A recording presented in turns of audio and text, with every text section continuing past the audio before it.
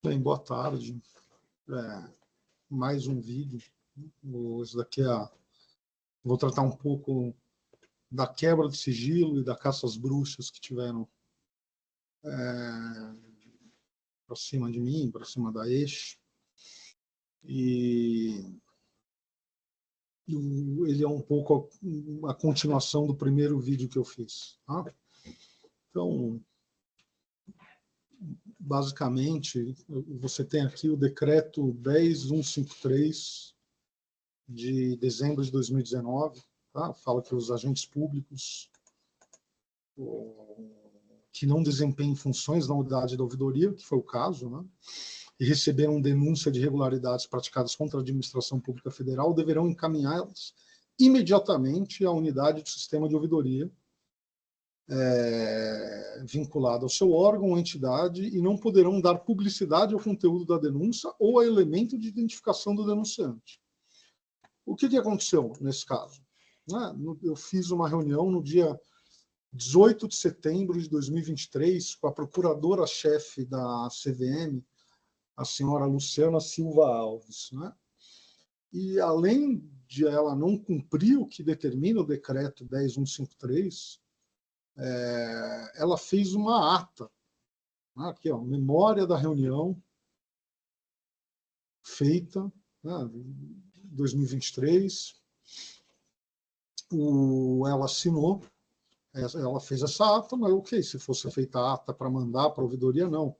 O que aconteceu, e eu consegui isso daí depois de pedir acesso aos processos pela Lei de Acesso à Informação, na AGU, ela colocou esse processo, essa ata em 4 processos que corriam. Então, esse daqui é a lista de todos os servidores da CVM que tiveram acesso à denúncia que eu fiz para a procuradora-chefe da Procuradoria Federal Especializada.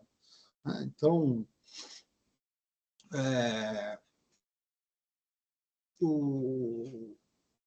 e como a gente vai ver, se eu soubesse das coisas que eu sei hoje, eu nunca teria feito essa reunião com a senhora Luciana. Isso daqui, então, a reunião foi 18 de setembro de 2023, eu estava incomodado, eu estava vendo que tinha um processo que não estava andando, má vontade de servidores, e eu chamei uma reunião com a procuradora-chefe para apresentar isso daí. E se eu soubesse que no dia 1º de junho de 2023, ela e o outro procurador, e daí a atuação desse outro procurador eu vou deixar mais para frente, tá? Mas ela e outro procurador fizeram o seguinte, então 3 meses antes de eu fazer uma reunião para denunciar condutas indevidas de servidores. Você tem aqui um processo que eu tive acesso, e daí você vê que, contudo, ainda que se não fosse, ou seja, ainda que coubesse a CVM apurar responsabilidade de terceiro que indevidamente divulgou informação sigilosa obtida junto à autarquia, também não poderia falar em exercício do poder de polícia, na medida em que, na situação concreta, que ora se analisa, a informação obtida pelo senhor Vladimir Gelsas Timmermann e pelo Esteta Fundo de Investimento Multimercado, conforme acima demonstrado, não era sigilosa, não havendo assim que se falar em violação da lei. E daí, o que a senhora Luciana fez? Isso aqui é um outro trecho do relatório. Cabe informar que o presente processo será encaminhado para a SMI com o fito de apurar eventual infração às novas normas de mercado de valores imobiliários em operações bursáteis realizadas sobre a influência da informação em questão obtida legalmente junto à CVM. Então, eu obtive uma informação legalmente na CVM, eles me acusaram de ter compartilhado, isso daí não foi o que aconteceu, não conseguiram provar, inclusive, eu apresentei provas de que o documento que foi vazado não foi o mesmo documento que a gente recebeu, tinha uma formatação diferente, mas foram lá e falaram assim, então vamos pegar e vamos caçar as bruxas, vamos procurar e ver se teve alguma... Vamos abrir um processo para ver se alguma coisa foi feita de errado. Não tinha nenhuma evidência. Ainda mais que a informação foi obtida legalmente, que nem todas as informações que a gente obtém, né? Daí vale aqui colocar o que fala a lei de abuso de autoridade, né? Dar início ou proceder à persecução penal, civil ou administrativa, sem justa causa fundamentada ou contra quem sabe inocente. Né? Eu acho que não tinha nenhuma justa causa fundamentada, né? Pena, detenção de 1 a 4 anos e multa. Estender injustificadamente a investigação, procrastinando-a em prejuízo do investigado ou fiscalizado. Pena, detenção de 6 meses a 2 anos e multa. Né? Daí você tem aqui 18 de setembro Você tem aqui 16 de junho de 2023, desculpa, o processo foi aberto. Processo instaurado com o intuito de analisar possíveis infrações às normas do mercado de valores imobiliários em operações bursáteis realizadas sob influência de informação obtida legalmente junto a essa CVM pelo STEPA e supostamente vazada à imprensa em 11/4. Assim, você não tem um elemento que prove que foi vazada à imprensa, e eu também não consigo entender o que poderia ser, qual que seria a infração a operações bursáteis, né? Ainda mais quando você tem, por parte da companhia, quando você tem o vazamento de uma informação sigilosa, e essa daqui não era sigilosa, né? A gente viu aqui em cima que a informação não era sigilosa, você tem a obrigação do diretor de relações com investidores de divulgar o mais rápido possível um fato relevante, mas esse daqui não era o caso. Né? E daí a área técnica é pega no contrapé. Né? Eles chegam, vão investigar e viram e falam assim, poxa, mas o fundo não tinha negociado ações por 2 meses, cerca de 2 meses antes da divulgação pública da informação obtida. Aqueles já acusam de ter compartilhado sem ter nenhuma prova sobre isso. Né? E mesmo assim são pegos no contrapé porque o fundo não tinha negociado por 2 meses. Né? Então, obviamente, não se achou nada, vamos arquivar o processo, mas não foi o que aconteceu. Né? Não obstante, haja vista a necessidade de avaliação detida e detalhada para adequada elucidação minuciosa dos fatos, elucidação de um suposto vazamento, que isso daí, primeiro você tinha que ver se fui eu eventualmente que vazei, o que não foi. Né? Depois você ia ver se tinha uma informação sigilosa, que não era.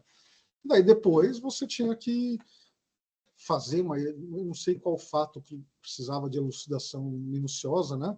Inclusive com eventual coleta de informações adicionais que possam auxiliar e clarificar com exatidão os acontecimentos. O comitê entendeu pelo prosseguimento da análise. Esse daqui é um comitê de comunicações, a gente vai falar para ele daqui a pouco. Né? Então, não encontramos nada. Na verdade, o processo foi aberto sem nenhuma suspeita. Não encontraram nada, mas vamos continuar investigando. E para isso eles chegaram e mandaram 3 ofícios aqui, o 50, o 51, o 97, perguntando para diversos agentes do mercado, eu não sei quais são esses agentes, mas por que eles negociaram as ações e qual a sua relação com a gestora, né? Como se isso daí não fosse um constrangimento legal. Então você tem ofício 50, ofício 51, ofício 97, eu não sei quem recebeu esses ofícios, mas agentes do mercado receberam. Né? Eu tenho uma decisão de pouco tempo atrás que fala que a atuação de gestor é baseada na confiança. Né? Aqui dá para ver como a CVM agiu de maneira lícita, legal, e preservando a minha intimidade, preservando a reputação da Este Capital, né? Oficiando pessoas, perguntando qual o relacionamento que elas teriam com a Este. Né? E daí a gente tem aqui o que é o Comitê de Comunicações. Tá?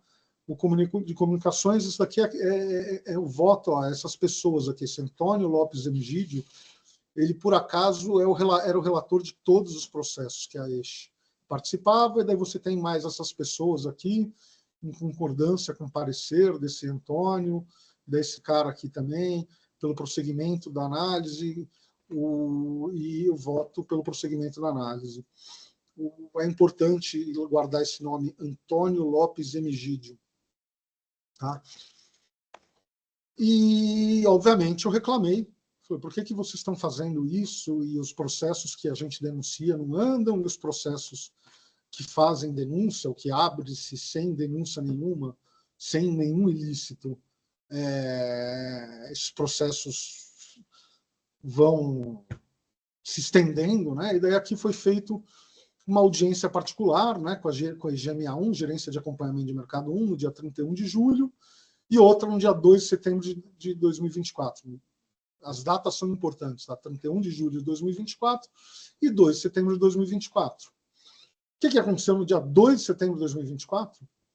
Aquele Antônio Lopes Emigídio tirou licença da CVM para tratar de interesses particulares, né? Exatamente no mesmo dia que eu fiz um despacho reclamando acerca disso, onde estava o superintendente da área, onde estavam outras pessoas, né?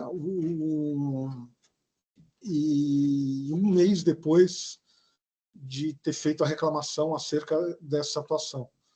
E o que aconteceu no meio do caminho, né?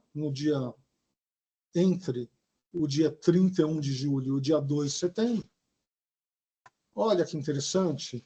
Analisamos todos os esclarecimentos prestados pelos gestores dos fundos de investimento, não sei quais são, não foi possível identificar indício de uso de informação privilegiada. E que informação privilegiada pode ter de uma informação não sigilosa obtida legalmente pela CVM, né? Se fosse uma informação privilegiada, caberia à CVM divulgar a todo mundo. Nas operações de compra de ações cursadas pelos citados fundos, antes da divulgação pública de informação obtida legalmente. Aqui ainda acusam, e de novo, em nenhum momento provaram que fui eu que vazei, que foi alguém a eixo que vazou, porque não foi, né? Assim sendo, proponho o encerramento do processo, aquele processo aberto, aqui, 16 de agosto de 2024. Então, ficou um ano, vamos voltar lá para abuso de autoridade. Estenderam injustificadamente a investigação, procrastinando em prejuízo do investigado ou fiscalizado, e dar início ao proceder à persecução administrativa sem justa causa fundamentada ou contra quem sabe inocente, né? E daí a gente volta aqui, 1º de junho de 2023, ficamos mais de um ano sob um escrutínio da CVM, mais um desmando, mais uma questão, um corporativismo daqueles que legalmente deveriam proteger os investidores, mas agem dessa maneira. Tá?